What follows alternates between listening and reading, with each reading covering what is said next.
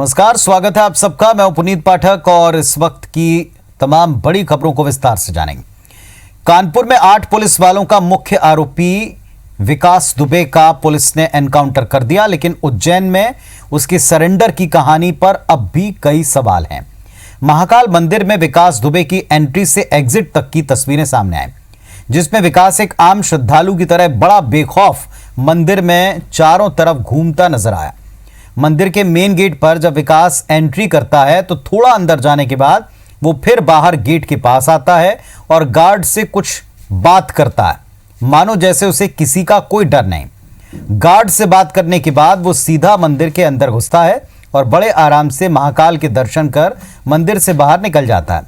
ये तस्वीरें महाकाल मंदिर के अंदर लगे सीसीटीवी कैमरे की हैं। तस्वीरें आपको दिखा रहे हैं हम। ये महाकाल मंदिर परिसर के सीसीटीवी फुटेज की हैं। लाल घेरे के भीतर आप जिस शख्स को देख रहे हैं वो विकास है, विकास दुबे, जिसका अब एनकाउंटर हो चुका है। लेकिन वो महाकाल मंदिर परिसर तक कैसे पहुंचा, मध्य प्रदेश के उज्जैन तक कैसे आया, एक तरफ इस पर सवाल है और दूसरा बड़ा सवाल ये कि बिना किसी खौफ के वो मंदिर के भीतर न केवल दाखिल हुआ, सबसे आम श्रद्धालुओं की तरह बातचीत करता पूरे परिसर में घूमता फिरता नजर आया। उसने गार्ड से कोई बात भी की और इन सारी चीजों को देखकर लगा कि वो बेखौफ था, निश्चिंत था। तो अलग अलग कैमरों से ये विकास दुबे की तस्वीरें। हमारे सहयोगी दीपक यादव जुड़ गए हमारे साथ में। दीपक, ये फुटेज साफ करते हैं कि बिना संरक्षण के इतनी निश्चिंता नहीं हो सकती जितनी निश्चिंता दिखाई पड़ रही विकास दुबे में। इतना बड़ा गैंगस्टर, हालांकि जिसका एनकाउंटर हो चुका है, वो पूरी तल्लीनता के साथ में मंदिर परिसर में प्रवेश करता है, सामान्य श्रद्धालु की तरह व्यवहार करता है और पूरी तरीके से पूरे मंदिर परिसर में घूमकर उसे दर्शन किया। और हालांकि मंदिर परिसर से निकलते समय उसे यहाँ पर सुरक्षा कर्मियों ने पकड़ लिया। यदि विजुअल को ध्यान से देखा जाए तो यहाँ पर ये भी अंदेशा होता है कि जो सुरक्षा कर्मी है शायद वो पहचान चुके थे और इसी वजह से लगातार उसका फॉलो भी कर रहे थे। कई सारे के विजुअल निकल कर सामने आए जिसमें कि सुरक्षाकर्मी पीछे से मोबाइल से, कैमरे से उसका वीडियो भी बना रहे थे। और अब ये जो विजुअल है वो पूरे परिसर में लगे हुए, महाकाल परिसर में लगे हुए सीसीटीवी कैमरे के विजुअल है, जिसमें साफ अंदाजा लगाया जा सकता है कि विकास दुबे को पता था कि उसका इनकाउंटर होने वाला है, या वो डर की वजह से और हर जगह पे उसने अपने आप को कैमरे में कैद करवाने की कोशिश की है, चाहे वो एंट्री गेट हो, चाहे वो उसने जहां पर कि पहली बार सुरेश कहार, जहां पर कि उसकी शिकायत की गई थी, जहां पर उसने पूछा था कि मुझे रसीद कहाँ कटानी है, वहां से लेकर पूरे मंदिर परिसर के अंदर हर एक जगह पर वो कैमरे की नजर में रहा ताकि कोई किसी भी तरह की जो अनहोनी ना हो और उसके बाद उसकी गिरफ्तारी होती है। तो कहीं ना कहीं संरक्षण जरूर था और कुछ और लोग भी थे जिनके बारे में पुलिस पूछताछ कर रही थी। लेकिन अब चूंकि विकास दुबे का एनकाउंटर हो चुका है, लेकिन अभी भी उज्जैन से कुछ लोगों को गिरफ्तार किया गया था, जिसमें कि शराब कंपनी के एक मैनेजर हैं आनंद तिवारी, उनको अभी भी पुलिस ने हिरासत में रखा हुआ है, पूछताछ की जा रही है। साथ ही साथ 2 और वकील हैं जो कि उनके बारे में पूछताछ की जा रही है, जो ब्रेजा का आरडीसी यहाँ पर पहुंचे थे।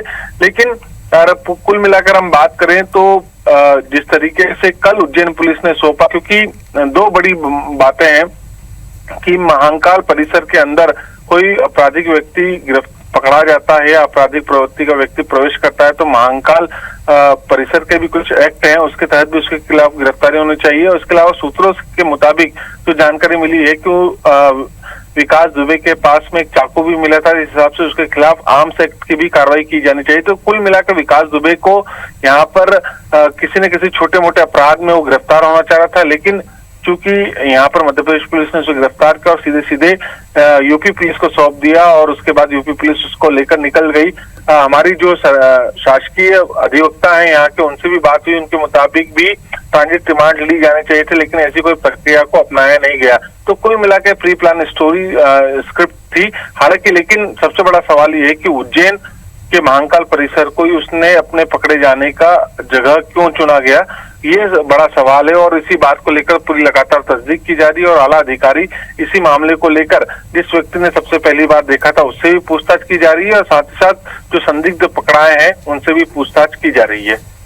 चलिए, बिल्कुल ये तस्वीरें अपने आप में साफ करती हैं। बहुत शुक्रिया आपका इस पूरे डिटेल के लिए दीपक। तो विकास दुबे ये मंदिर परिसर में कैसे और किस तरह एंटर करता है, कहां कहां घूमता है, उन सब का फुटेज सामने है। सवाल अब भी कई हैं, भले ही वो मार गिराया गया हो और उसके जवाब यूपी एसटीएफ को देने हो, लेकिन यहां भी मध्य प्रदेश पुलिस के, उज्जैन पुलिस के सामने कई सवाल हैं। किसका संरक्षण, किसका साथ, किसकी शय, ये यहां तक कैसे आया, बेखौफ कैसे रहा और इतनी चौकसी के बाद में ये ऐसे कैसे विचरण करता रहा पूरे परिसर में, ये बड़ा सवाल।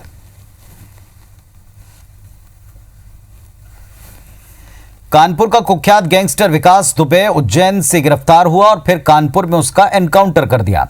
इस मामले में मध्य प्रदेश में भी राजनीति गरमाई हुई है। कांग्रेस लगातार सवाल उठा रही है। मध्य प्रदेश के पूर्व मंत्री सज्जन सिंह वर्मा का आरोप है कि सीएम शिवराज सिंह की सोची समझी चाल है, जिन्होंने अपने मंत्री नरोत्तम मिश्रा के जरिए विकास दुबे का समर्पण पवित्र महाकाल के मंदिर प्रांगण में करवाया। पूर्व मंत्री तरुण भनोट ने कहा कि यह साफ होना चाहिए कि आखिर कुख्यात अपराधी विकास दुबे की मदद कर कौन रहा था। पूर्व सीएम उमा भारती ने कहा कि वो इस बात से चिंतित हैं कि एक दुर्दांत अपराधी महाकाल मंदिर परिसर में घूमता रहा। उन्होंने कहा कि सरकार इसकी जांच करवा रही होगी। मंत्री कमल पटेल, मंत्री उषा ठाकुर ने पुलिस कार्रवाई को ठीक बताया।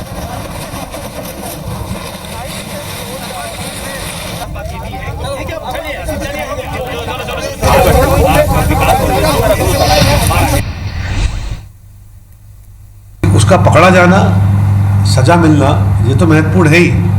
साथ साथ में ये बहुत महत्वपूर्ण है कि ऐसे कौन से लोग थे, चाहे जो पुलिस विभाग में थे, चाहे जो राजनीति के क्षेत्र से जुड़े हुए लोग थे, या और भी कोई ऐसे कौन उसके शुभचिंतक और साथी थे जो लगातार इतने लंबे समय तक एक दुर्दांत अपराधी की मदद कर रहे थे। मैं बहुत चिंतित हूँ कि एक दुर्दांत अपराधी हमारे यहाँ घूमता रहा है और महाकाल के परिसर में घूमता रहा। तो क्या बात है, मुझे लगता है कि हमारी सरकार अंदरूनी तरीके से जांच करवा भी रही होगी। अभी अपराधियों का अंत यही होता है, या तो फांसी का फंदा होता है या एनकाउंटर होता है। कानून अपना काम करता है और कानून की क्या परिस्थिति रही है, एनकाउंटर हुआ है ना, पुलिस के ऊपर भी हमला हुआ होगा और इसलिए उसके बदले उन्होंने कार्रवाई की है। ये एनकाउंटर इस बात की साक्षी देता है कि अपराधी बख्शे नहीं जाएंगे। ये सुशासन का परिचायक है और ऐसे आदतन अपराधियों को कठोरतम दंड दिया जाना मुझे लगता है संवैधानिक अनिवार्यता भी है। मध्य प्रदेश में मंत्रियों को अब तक विभागों का बंटवारा नहीं हुआ, यह भी एक बड़ा मुद्दा है। नए नवेले मंत्री विभागों के इंतजार में हैं। हालांकि मंत्री कहते हैं कि जो फैसला होगा ठीक होगा। मंत्री हरदीप सिंह डंग का कहना है कि विभाग बंटवारा मुख्यमंत्री शिवराज सिंह चौहान को करना है। जो भी फैसला वो लेंगे वो उनके हित में और प्रदेश के हित में होगा। इशारों में कृषि विभाग की इच्छा भी जता दी। मंत्री राजवर्धन सिंह दत्तीगांव ने भी कहा कि गहन चिंतन के बाद सीएम जो निर्णय लेंगे वो अच्छा ही होगा। मंत्री प्रद्युम्न सिंह तोमर ने विभाग बंटवारे को लेकर किसी भी खींचतान से इनकार किया। कहा कि कहीं कोई खींचतान नहीं, सब कुछ ठीक ठाक है, जल्दी ही मंत्रियों को विभाग बंट जाएंगे।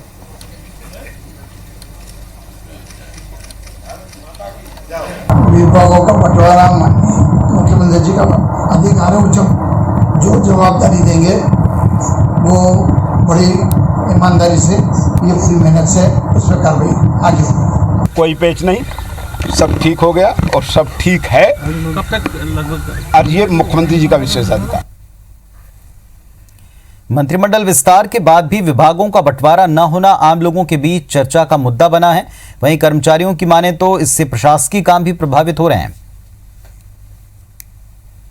मध्य प्रदेश के पूरे विभागों के जो कामकाज है वो माननीय मंत्रियों के न होने के कारण ठप पड़े हुए हैं। हमारा आग्रह है कि माननीय मंत्री जी के मंत्रीगणों के विभाग शीघ्र आवंटित की जाए। मंत्रिमंडल का जो बंटवारा नहीं हो पाने की वजह से विभागों में काम सुचारू रूप से नहीं हो पाएगा। संघ ये मांग करते हैं कि जल्द से जल्दी विभागों का बंटवारा होना चाहिए। शासन व्यवस्था को सुचारू चलाने के लिए मंत्रिमंडल समूह आपस में विचार विमर्श कर निर्णय लेता है।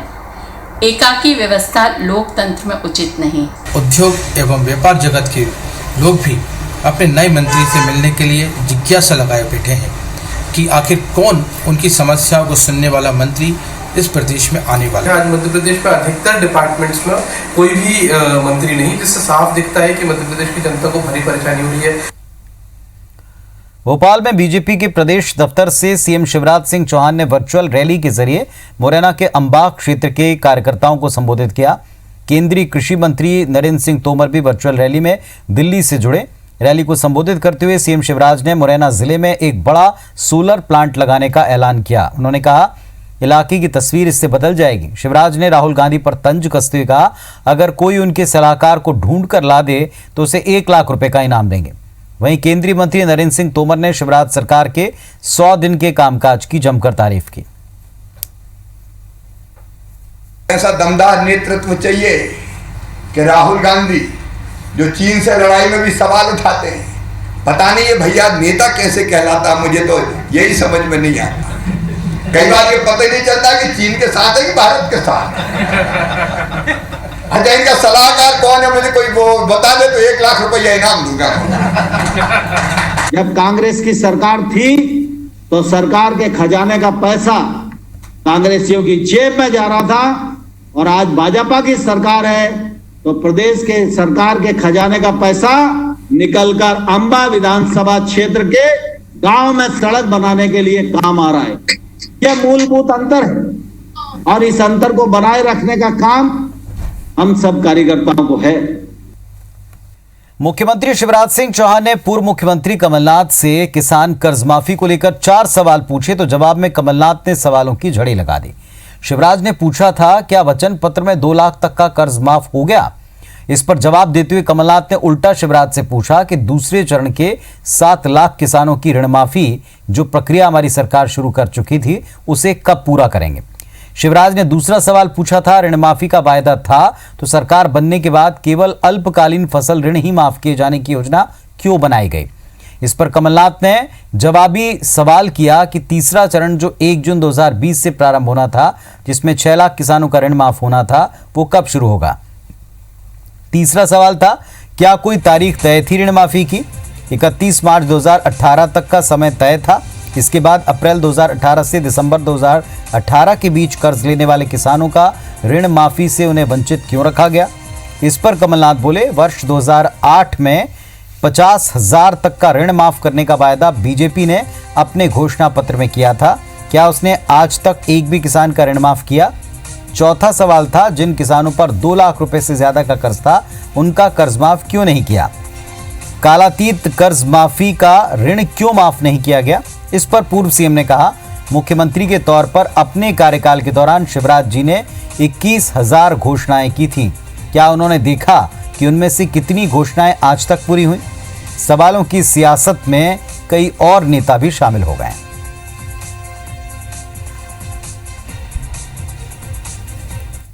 किसान कर्ज माफी और किसी भी डोमेन पे हो, चाहे सदन हो, चाहे मुख्यमंत्री का ऑफिस हो, चाहे उनका घर हो, चाहे पब्लिक पैलेस हो, चाहे मीडिया हो, मैं चुनौती देता हूं शिवराज सिंह चौहान को। वो जब चाहे जब हम आपस में कांग्रेस पार्टी और मुख्यमंत्री बात कर सकते हैं, वो जहां कहेंगे वहां हम आने को तैयार है, पर 2 लाख रुपए तक का किसानों का कर्ज माफ करे, ये हमारी मांग है। मेरा कमलनाथ जी, शिवराज जी आपसे प्रश्न कर ही रहे, मैं आपसे एक प्रश्न आज करता हूं। आपने कहा था कि 4,000 रुपए बेरोजगारी भत्ता मध्य प्रदेश के नौजवानों को देंगे। एक और बड़ा झूठ और छल आपने नौजवानों से किया था, देश प्रदेश के छात्रों से, नौजवानों से। जरा एक किसी छात्र को, नौजवान को आपने 1 रुपया दिया है क्या? जरा इसका भी जवाब दीजिए। मध्य प्रदेश में किसानों की कर्जमाफी के मुद्दे पर सीएम शिवराज सिंह लगातार पूर्व की कांग्रेस सरकार को घेर रहे हैं, सवाल पूछ रहे हैं। सीएम शिवराज ने आज 5वां सवाल पूछा, कर्जमाफी को लेकर कांग्रेस ने 31 मार्च 2018 की डेडलाइन क्यों तय की, जबकि कांग्रेस के राष्ट्रीय अध्यक्ष राहुल गांधी ने सभी किसानों की कर्जमाफी का ऐलान किया था। शिवराज सिंह ने कहा, राहुल गांधी के वायदे के भरोसे जिन किसानों ने कांग्रेस को वोट दिया, क्या वो छले नहीं गए? शिवराज सिंह ने कहा, अगर उनके सवालों का जवाब नहीं दिया गया तो वो मानेंगे कि उनके लगाए गए आरोप सही हैं।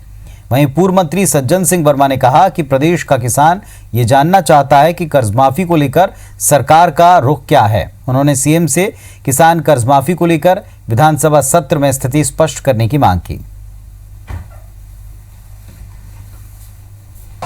5वां सवाल मेरा है, कमलनाथ जी बताएं,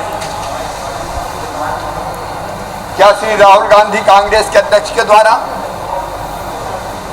6 जून 2018 को मंदसौर में ऋण माफी की घोषणा की गई थी? 31 मार्च 2018 तक कट ऑफ डेट घोषित करने के कारण मार्च से लेकर जून के बीच तक के उसके बाद के तो रह ही गए। शिवराज एक तरफ योजना बंद करने की बात करते हैं, गोपाल भार्गव आम जनता को, किसानों को झूठा आश्वासन दे रहे हैं कि हम 2 लाख तक के कर्जे माफ करेंगे। भारतीय जनता पार्टी के नेताओं से मैं पूछना चाहता हूं, शिवराज चौहान से, क्या तुम्हारी पार्टी की लाइन है ये? यदि है तो ये विधानसभा 20 जुलाई से चालू होने वाली है, उसमें इस बात की घोषणा करिए, वरना किसानों से झूठ बोलना बंद करिए, किसान इसकी सजा देगा नहीं तो। पूर्व विधायक और मुरैना में बीजेपी के कद्दावर नेता परशुराम मुदगल फिर से अपनी सियासी जमीन तलाशने में जुटे हैं। परशुराम मुदगल गोपनीय तरीके से कांग्रेस के प्रदेश उपाध्यक्ष और पूर्व मंत्री बालेंदु शुक्ला से मुलाकात करने पहुंचे। करीब 1.5 घंटे तक परशुराम और बालेंदु शुक्ला की बातचीत हुई। इस दौरान IBC24 का कैमरा देखकर परशुराम मुदगल वहां से भागने लगे। उन्होंने कुछ कहा नहीं, लेकिन बालेंदु शुक्ला ने कहा कि मुदगल भले ही बीजेपी में हैं, पर वो पुराने कांग्रेसी ही हैं, उनका दिल आज भी कांग्रेस से जुड़ा है। बालेंदु ने यह भी कहा कि मुदगल दमदार, पैसादार और वजनदार आदमी हैं। मुरैना में ऐसा कैंडिडेट चाहिए। मुरैना की 5 विधानसभा सीटों पर उपचुनाव होना है। ऐसे में परशुराम मुदगल हैं तो बीजेपी में, लेकिन कांग्रेस का दामन थामकर चुनावी मैदान में जाने के लिए कांग्रेस नेताओं से मेल मुलाकात कर रहे हैं।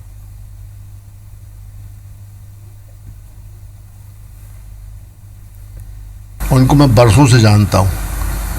ईश्वर कृपा से दमदार आदमी है, पैसेदार आदमी है, और मुरैना में आदमी ऐसे चाहिए जो पैसे वाले भी हों और भुजबल भी जिनके पास हों, ऐसा व्यक्ति है ये। तो वो हमें एक एडवाइस करने आए थे कि मुरैना में प्रत्याशी सोच समझ के दीजिएगा, इस भरोसे मत देना कि सब सीधे आप जीत रहे हो। एक बड़ी खबर भोपाल से आई है। सुदाम खाड़े को नई जिम्मेदारी मिली है। सुदाम खाड़े को MCU के कुलपति का अतिरिक्त प्रभार दिया गया है। फिलहाल जनसंपर्क विभाग में आयुक्त हैं सुदाम खाड़े, और अब उनको एक नई जिम्मेदारी मिली है। उनको माखनलाल चतुर्वेदी यूनिवर्सिटी के कुलपति का अतिरिक्त प्रभार सौंपा गया है। सुधीर हमारे सहयोगी भोपाल से जुड़ गए हैं। जी सुधीर, क्या अपडेट है? माखनलाल जो यूनिवर्सिटी कुलपति जो हुआ करते थे उस समय संजय द्विवेदी, उनको अब चूंकि IIMC में DG बनाया गया है, लिहाजा ये पद लगातार खाली था। ऐसे में मध्य प्रदेश सरकार के जो जनसंपर्क विभाग के आयुक्त थे सुदाम खाड़े, उनको यहाँ पर अतिरिक्त प्रभार दिया गया है। जब तक नई कुलपति की नियुक्ति नहीं होती है तब तक सुदाम खाड़े इस पद पर बने रहेंगे। पुनीत, चलिए, बहुत शुक्रिया आपका इस जानकारी के लिए। तो सुधीर दंडोतिया हमारे साथी बता रहे थे कि सुदाम खाड़े को ये अतिरिक्त जिम्मेदारी दी गई है।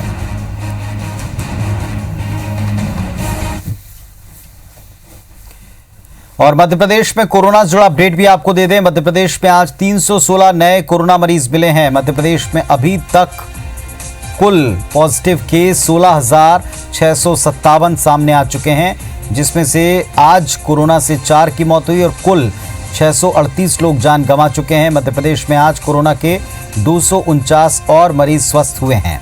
अभी तक 12,481 मरीज ठीक होकर घर लौटे हैं। मध्य प्रदेश में कोरोना के एक्टिव मरीज 3,538 हैं।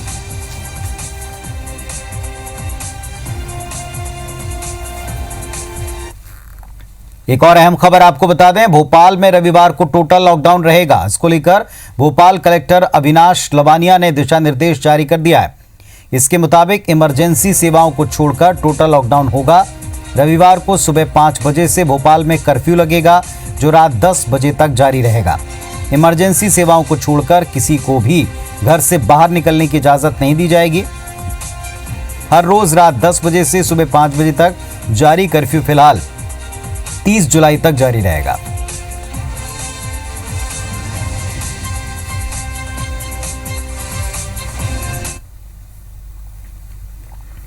मध्य प्रदेश में उपचुनाव के मद्देनजर प्रदेश कांग्रेस अपना हेडक्वार्टर अस्थायी तौर पर ग्वालियर में शिफ्ट करने की तैयारी कर रही है और इसके लिए ऐसे गार्डन की तलाश है जहां करीब 300 4 व्हीलर की पार्किंग हो सके। साथ ही पार्टी के राष्ट्रीय और प्रदेश के नेताओं के कैंप कराने के लिए 1 दर्जन से ज्यादा बंगलों की तलाश भी की जा रही है।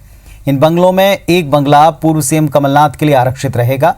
जिन 24 सीटों पर उपचुनाव होना है उनमें से 16 सीटें ग्वालियर चंबल अंचल में हैं, इसीलिए कांग्रेस का पूरा फोकस इस क्षेत्र पर है। ग्वालियर चंबल अंचल सिंधिया का गढ़ माना जाता है। सिंधिया के कारण ही कांग्रेस सरकार गिरी, इसीलिए कांग्रेस की रणनीति है सिंधिया और उनके समर्थकों को उनके गढ़ में हराकर करारा जवाब दिया जाए।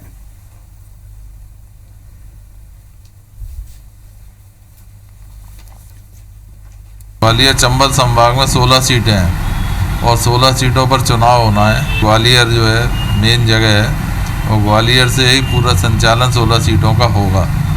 उस दृष्टि को देखते हुए हम लोगों ने भी अभी से जहां करीबन 300-400 गाड़ियों की पार्किंग हो, ऐसी जगह देखना शुरू कर दी है।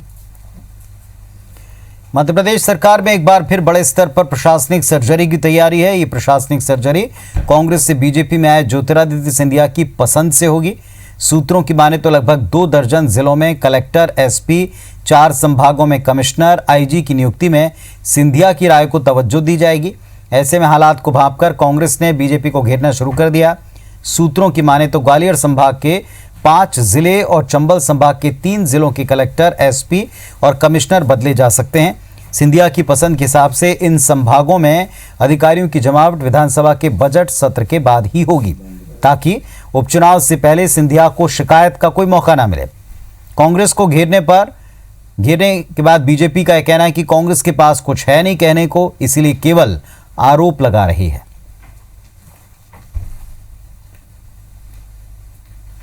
ज्योतिरादित्य सिंधिया के जाने के बाद में आपको जान के आश्चर्य होगा कि छोटे छोटे तबके के लोगों के भी ट्रांसफर हो रहे हैं। अब ये जब सुनने में आ रहा है कि सूची तैयार हो रही है, तब सूची तैयार कैसी होगी, सिंधिया जी का वजन कितना चलेगा। तो सिंधिया जी ने समय के साथ एक्सप्लॉयटेशन किया है भारतीय जनता पार्टी का। क्या जब सिंधिया जी कांग्रेस में थे तब क्या इसी तरह सरकार चलाते थे क्या? वो जवाब दें इस बात का। और सिंधिया जी के खिलाफ जब उनके पास कुछ कहने को नहीं है तो तरह तरह की बातें वो करते रहते हैं, जिससे कि लोगों में भ्रम फैले। मेरा मानना है कि सारी बातें फिजूल हैं। सरकार चलाने का अपना तरीका होता है। तो इस बुलेटिन में फिलहाल इतना ही। खबरों अपडेट का सिलसिला IBS 24 पर लगातार जारी। नमस्कार।